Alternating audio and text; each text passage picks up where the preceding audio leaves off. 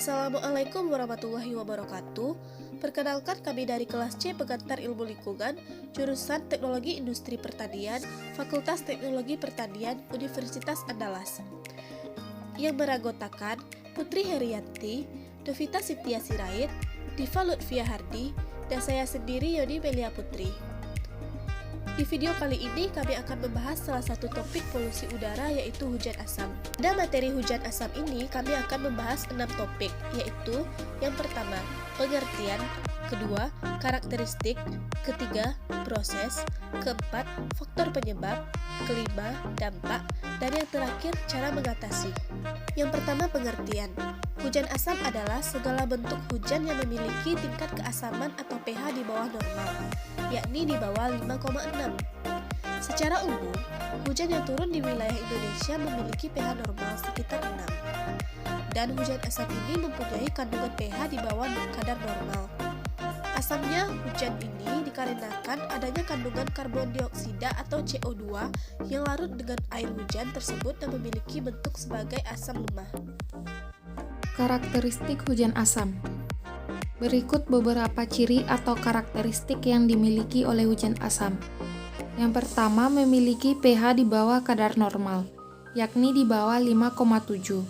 Terjadi karena adanya peningkatan kadar asam nitrat dan sulfat yang ada di dalam polusi udara. Yang kedua, membuat kulit menjadi gatal-gatal dan memerah. Yang ketiga, berisiko menyebabkan pusing bagi orang yang memiliki kekebalan tubuh yang rendah.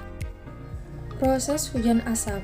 Hujan asam terjadi karena di bumi terdapat berbagai aktivitas, baik aktivitas alam maupun aktivitas manusia, yang menimbulkan berbagai macam gas penyebab hujan asam, seperti karbon dioksida, karbon monoksida, sulfur dioksida, dan hidrogen sulfur. Kemudian di bumi juga terjadi penguapan oleh berbagai macam sumber air yang disebabkan karena pemanasan sinar matahari dan menghasilkan uap air yang banyak. Setelah itu, uap air yang timbul dari pengembunan tersebut akan bertemu dengan gas-gas yang menyebabkan terjadinya hujan asam, yakni karbon dioksida dan karbon monoksida dengan uap air, serta hidrogen sulfur dan sulfur oksida dengan uap air. Adanya pertemuan uap air dengan karbon dioksida atau karbon monoksida menghasilkan asam yang bersifat lemah.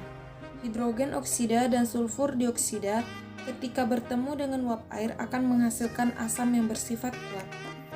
Kemudian kandungan yang bertemu tersebut terbawa oleh angin menuju tempat yang jauh dari sumbernya dan semakin ke atas. Ketika sudah sampai ke atas, gas-gas yang bercampur dengan uap air tersebut akan mengalami kejenuhan, sehingga menjatuhkan kandungan air sebagai titik-titik air. Titik-titik air inilah yang menjadi hujan, dan hujan inilah yang akan dinamakan sebagai hujan asam. Penyebab hujan asam. Yang pertama adalah sulfur dan nitrogen. Sulfur dan nitrogen hasil dari industri, pembangkit listrik, dari kendaraan bermotor, hingga amonia yang dihasilkan dari aktivitas pertanian dapat menjadi penyebab hujan asam. Berbagai industri yang dikelola manusia seperti industri minyak kelapa sawit dan industri logam juga akan menghasilkan sulfur dioksida yang bisa menjadi penyebab hujan asam. Sedangkan industri pupuk kimia dan obat yang membutuhkan pembakaran dengan suhu yang tinggi akan menghasilkan nitrogen oksida yang juga merupakan senyawa yang bisa menjadi penyebab hujan asam. Yang kedua, penyebab dari hujan asam yaitu pencemaran udara. Pencemaran udara yang disebabkan oleh gas karbon monoksida, karbon dioksida, hidrogen sulfida, dan sulfur dioksidan dapat menjadi penyebab hujan asam. Karbon monoksida dan karbon dioksida berasal dari polusi kendaraan dan hasil dari proses pembakaran. Kedua senyawa tersebut jika bertemu dengan air bisa membentuk asam karbonat atau sering dikelompokkan pada asam lemah. Pada daerah yang sudah mengalami pencemaran lingkungan dan udara yang sangat parah akan menyebabkan tingkat keasaman yang tinggi dan membuat pH menjadi lebih rendah. Dampak positif hujan asam. Hujan asam mempunyai dampak positif terhadap lingkungan. Hujan asam bermanfaat sebagai pelarut segala macam mineral yang sangat diperlukan oleh hewan dan juga tumbuhan. Dampak negatif hujan asam. Yang pertama, menyebabkan jumlah ikan yang ada di laut mengalami penurunan. Kandungan dari hujan asam ini akan menyebabkan jumlah ikan yang ada di laut menjadi berkurang. Pengurangan jumlah ikan ini karena ikan-ikan tersebut mati oleh kandungan yang terdapat pada hujan asam tersebut. Hewan di perairan mudah mati dengan cepat karena tidak terbiasa dengan kandungan asam yang dimiliki air hujan tersebut. Yang kedua, merusak lapisan lilin yang ada di daun tumbuhan. Lapisan lilin ini berguna untuk menjaga pohon. Adanya hujan asam ini dapat merusak lapisan lilin, akibatnya daun-daun yang dimiliki oleh pepohonan tersebut akan rusak. Yang ketiga yaitu hilangnya beragam nutrisi yang dimiliki oleh tumbuhan. Apabila nutrisi hilang dari tumbuhan, maka hal ini akan mengakibatkan tumbuhan menjadi rentan terserang penyakit seperti tidak tahan dengan cuaca yang dingin, serta mudah terkena serangan hama, virus, serangga, dan juga jamur. Yang keempat, pertumbuhan akar tanaman menjadi lambat. Hujan asam dapat membuat akar menjadi lambat untuk tumbuh dan berkembang. Akibatnya, tanaman menjadi sulit dan cenderung lambat untuk berkembang. Yang kelima yaitu menyebabkan manusia mudah terkena beragam penyakit. Dampak buruk hujan asam terhadap manusia ini diantaranya pada penyebaran atau kemunculan penyakit tertentu. Penyakit yang muncul karena adanya hujan asam antara lain adalah penyakit paru-paru dan juga penyakit kulit, seperti luka bakar pada kulit. Yang keenam, dampak negatif dari hujan asam yaitu membuat besi menjadi mudah berkarat. Asam yang terlalu banyak akan membuat besi menjadi mudah untuk berkarat. Contohnya yaitu pada paku yang terkena unsur asam pasti akan berkarat daripada paku yang tidak terkena unsur asam sama sekali. Selanjutnya timbul pertanyaan, bisakah hujan asam ini dikendalikan atau dikurangi? Nah, berdasarkan sumber yang telah kami baca, cara mengatasi atau mengurangi hujan asam yaitu yang pertama dengan menggunakan peralatan yang ramah lingkungan, baik itu dari peralatan rumah tangga maupun lainnya. Kemudian melakukan penghijauan atau go green.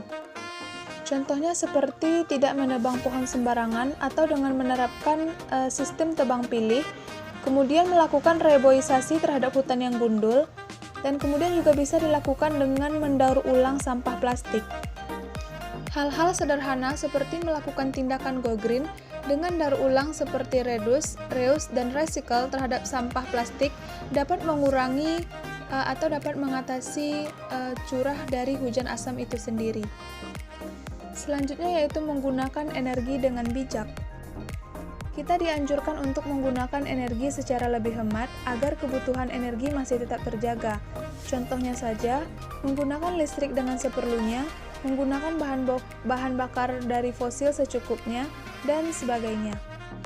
Di Amerika Serikat, untuk mengendalikan atau mencegah terjadinya hujan asam, penggunaan flue gas desulfurization atau FGD digunakan dalam pembangkit listrik tenaga batu bara untuk menghilangkan gas yang mengandung belerang dari cerobong asap. Karena sebagaimana kita ketahui, belerang berpotensi mengandung asam yang tinggi. Untuk mengurangi kerugian dari hujan asam itu sendiri, perlu dilakukan usaha untuk mengurangi pencemaran udara dengan mengurangi kadar belerang dalam pembakaran dengan cara menghemat energi seperti yang dijelaskan tadi, dan seperti pengembangan transportasi massal secara umum. Dalam penyusunan materi kali ini, kami menggunakan daftar pustaka atau sumber rujukan seperti yang tertera pada tampilan berikut. Demikianlah hasil pembahasan atau diskusi dari kami, yaitu tentang hujan asam. Semoga apa yang telah disampaikan dapat bermanfaat bagi kita semua. Akhir kata, kami ucapkan terima kasih. Assalamualaikum warahmatullahi wabarakatuh.